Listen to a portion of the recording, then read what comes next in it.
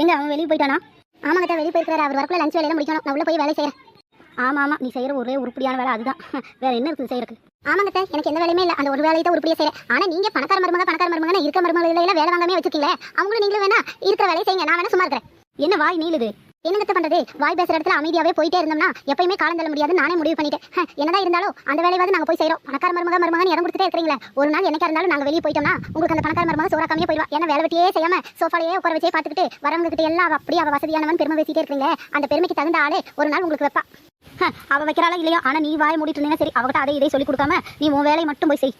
அத்தை அந்த கவலையில உங்களுக்கு வேண்டாம், நாங்க சொல்லியே கொடுக்க வேண்டாம். ஏன்னா இல்லாத இடத்துல இருந்து வந்து கஷ்டம்னா என்னன்னு பார்த்து நாங்க பழகிட்டோம். வசதியா வந்த மருமகளுக்கு சொல்லியே கொடுக்க வேண்டாம். ஏன்னா பணம் இருக்குமோ தவிர மனசெல்லாம் இருக்காது. வசதியா வாழ்ந்து வந்தவங்களுக்கு வசதியா இருக்கணும்னு அடுத்தவங்க ரத்தத்தை உறிஞ்சத்தை தெரியும். அதனால நான் சொல்லி கொடுத்து அவகிட்ட அப்படி பண்ணி இப்படி பண்ணுங்க வேண்டாம். நீங்க போய் அவகிட்ட சொல்லுங்க. அவளுக்கு போய் எந்த கெட்ட பழக்கத்தையும் பழக்கிறாத. அவ வேலை வெட்டி செஞ்சுட்டு அவ வேலையை பார்க்கறா. நீ உன் பணத்திமரை போய் அவகிட்ட சொல்லி கொடுத்தானே உங்க மருமக கிட்ட போய் சொல்லுங்க.